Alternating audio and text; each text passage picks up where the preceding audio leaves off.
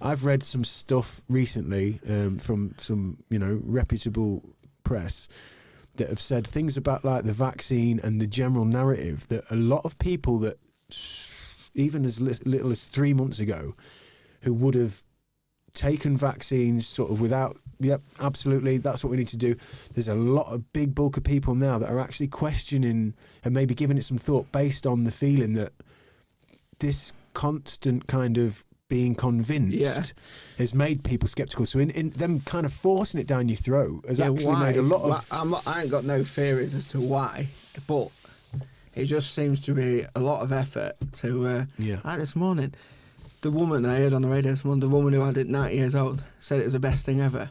I thought, she's what? Fucking what? She's 90 years old. She said it was the best thing ever. That's what it said on the BBC this morning. What? Having a vaccine was the best thing ever. And I thought, well, she was there on VE Day and stuff like that. Fucking hell, Jesus Christ. That's, I mean... There was all clapping when she had it. And I played that on the radio and I thought people would just believe it. Yeah. And be like, right, we've got to have it. But the thing is, though, I always like, oh, God, you don't want to be having that, you don't want to be having that. But they'll stop you doing things, so you'll probably just be like, right. Well, they'll get everyone that pissed off. Yeah.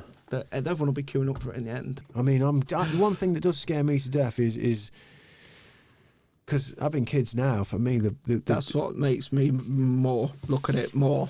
Well, you should read about. I mean, forget fucking COVID. I mean, you should just like with anything, any major decision that you're going to take, learn a bit about it. We've got the internet now. You've got Google. You and your missus, you sit there for a couple of hours, whatever it is you're going to do. We're going to go on here. Let's check it out. We're going to have a vaccine. So let's read about this. Let's just read about it quick and come to an informed decision, as opposed to kind of like the telly just going, fucking hell, if you don't do it, you're gonna. I'm scared because we don't do vaccines willy nilly. We're not, like I didn't vaccinate my kids just because you're supposed to vaccinate your kids. I've been reading for a long time, and I thought, no, if we get into a position where things are tricky, I don't believe you just. I think something like in the last. What's the generation jump? Once upon a time, I think you had like 7 vaccines by the time you were 10. And in the last, I think it's 20, 25 years, something like that. See if you can find anything. If you wanted it all. Yeah, if you were just having like the rollout, and who knows? Maybe we are stopping loads of I don't know. Who fucking knows? But it's not for me. And I will not be queuing up to get vaccinated because that's my prerogative. And if they play the card of, well, it's not mandatory, but... unless you can produce your immunity card to go on holiday. Unfortunately, you can't leave the country. I'll probably say, well, give me it then.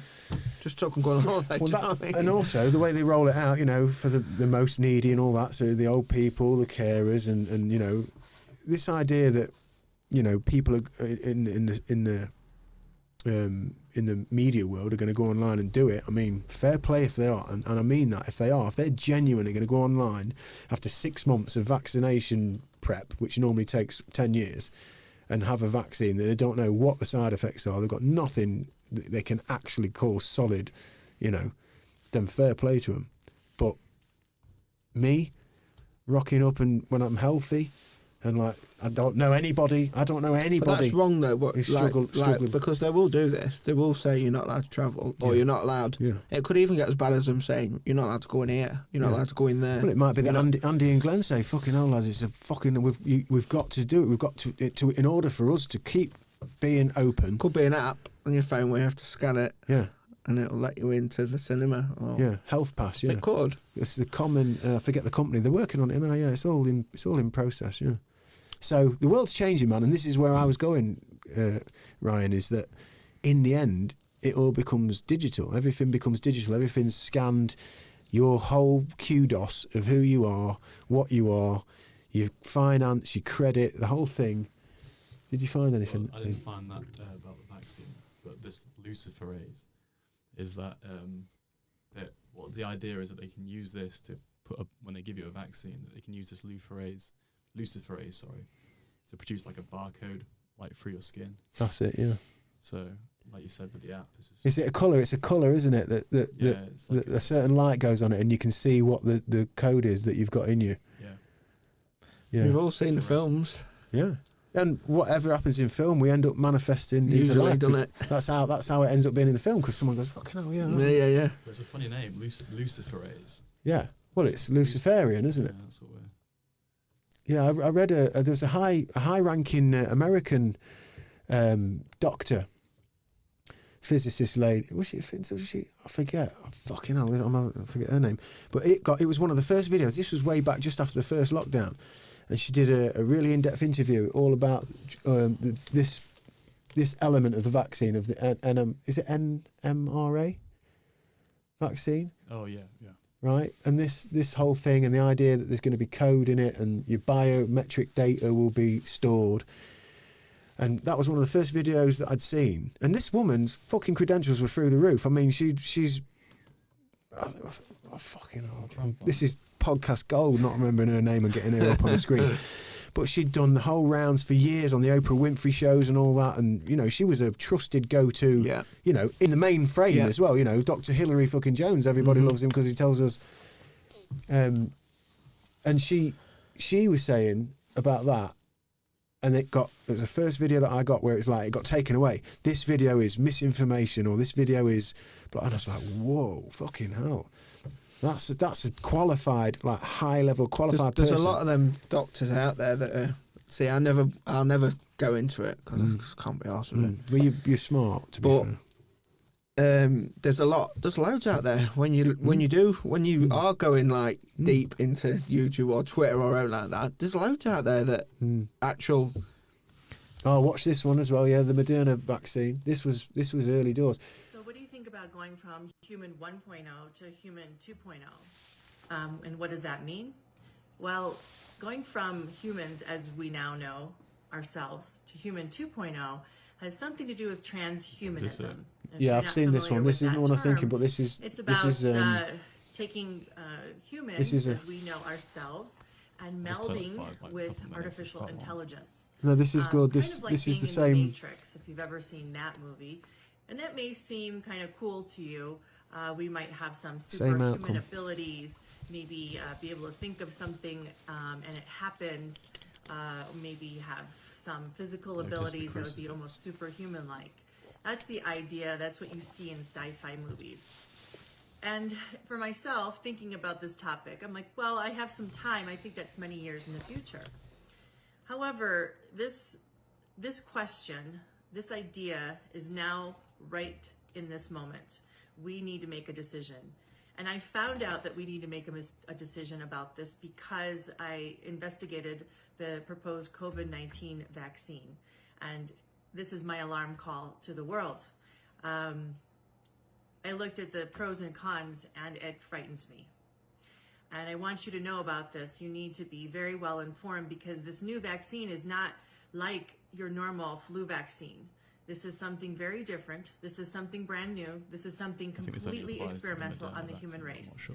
And it's not just I think it's just a Moderna that she's referring to. There are technologies that are being introduced with this vaccine that can change the way we live, who we are, and what we are, and very quickly. I think that, some people that you might know these names, Elon Musk, who is the founder of SpaceX and Tesla Automotive, as well as Ray Kurzweil, who is one of the bigwigs of Google. These are self-proclaimed transhumanists. They believe that we should go to human 2.0, and they are very big proponents of this. There's a lot of other people that you might know their names. They're also involved with this, so you should look that up. I think the easiest way to explain this to you is to go with one of the front runners for the vaccine and go into a little bit of the history and tell you how they want to make the vaccine. And I think that will speak volumes. So for instance, Moderna is one of the front runners for the COVID-19 vaccine. You should know that Moderna was founded by a person from Harvard, Derek Rossi, and this researcher actually was successful in taking some modified RNA and being able to reprogram a stem cell in the body and change the function of the stem cell. He actually made it genetically modified, okay? So he proved that you can genetically modify something by using modified RNA. So they founded the company Moderna on this concept. It's kind of a new kid on the block, okay? It's not been around that long. In fact, it hasn't even made any vaccine for a human before. It's made no medicine for a human before. This will be their first run. You must know that Moderna... Are these the ones who have just got the vaccine out? No, that's Pfizer, but I think this is the American company, isn't it? Yeah. Moderna, Pfizer, and what's the other one? Pfizer's the Oxford vaccine, isn't it? Yeah, and then AstraZeneca. AstraZeneca, who, you know, there's all sorts of vested interests and conflict of interests with the advisors from Sage who've got, like, you know... Well, I've been told that there's a lot going on with that Sage in there. Yeah. I've been told. Yeah, I mean, it's just confusing. I mean, because... But it's just money there. People they've all got money and power. Yeah. And they all want that. Yeah. And we sit here and watch 5 this. minutes of it, you know. And, you know, we deemed, like, misinformation, disinformation. We're not. We've just spent the last 25 minutes talking about how confused we are. And if you haven't got a right to express how confused you are, this lady's got credentials. Derek Rossi, Google it. This is legitimate people and things. It's all fucking out there. It's all real stuff. And we will be fucking shut off for this. Now, you know, I don't know enough. I'm out of my depth. But all we're doing is what people do. Well, it's there for you to see anyway. Yeah. We're just trying to work out what the fuck's going on, you know. The delivery But that could take forever. Because you'll never get to the bottom of anything. Okay, exactly. You'll never know the truth about anything. Luciferase. I don't like that name. Luciferase because it has bioluminescent qualities, which means it can produce a light or it has a light source. And all of this would be under your skin and you cannot see it. Now, the Luciferase is an idea because they want to make sure that you're vaccinated. They don't trust medical records. They don't trust you saying that you got vaccinated. They want to make sure, and they want to make sure it was successful, a successful transfection, a successful gene modification. So when you get the Luciferase enzyme, if you have an iPhone or a special app on the iPhone, you can scan over that area and it will give a digital code, a digital imprint, a digital pattern, something that will identify that you were vaccinated. It holds your vaccination record. It also gives you an ID, a number, a barcode, a branding, whatever you want to call it, a tattoo. It's all the same thing. You now become like a product. So we have that. Now the third thing I mentioned was hydrogel.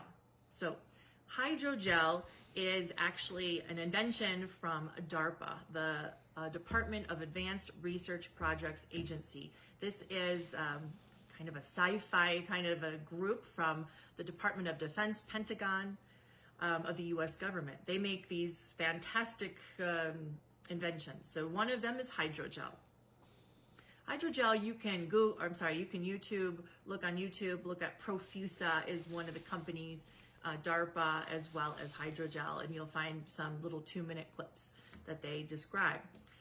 So hydrogel is nanotechnology, microscopic little robots. And these little robots, actually, I know it sounds crazy, it's still crazy to me, but it's possible, okay? They can disassemble, reassemble, assemble into and make different things. So with this hydrogel, it's really nanotechnology. So that's something, robotic or something that's artificial intelligence. It has the ability to connect with artificial intelligence. So this means that a human can now connect to directly and gather information from our bodies and gather it and connect with your smartphone, with the cloud, with some other smart device.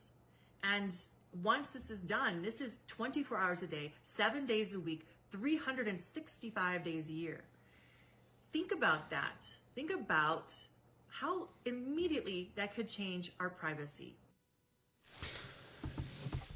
That's not the strangest thing I've heard this year. No, and also, let's just, again, I just want to caveat, we're not saying that's the crack. No, yeah. We're saying, here's one of the lines of narrative. While you're reading the paper and everybody's telling you 95% pure, it's going to save you, it's going to be brilliant. What I mean. We should be open to see, okay, here's another educated person who's in the industry, who's worked for the companies, who says, check out this work, because there is another side as well.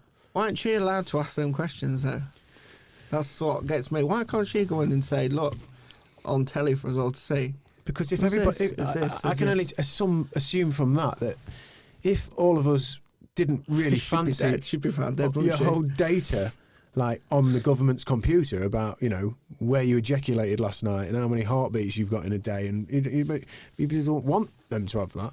Not because they're going to be doing nefarious things and fucking control, you know, your biology, but in the end, it's marketing, it's power, isn't it? It's predictive behaviour, it's knowing people's movements, and then you know, the whole thing becomes just like when you're scrolling through your Instagram and the algorithm knows, oh, you like New Balance trainers, Ryan, you like retro fucking shirts, and this will sell you that, you know, like, and we'll sell this technology to the, you know, unfortunately, infinite growth, it don't stop, does it? No, it's.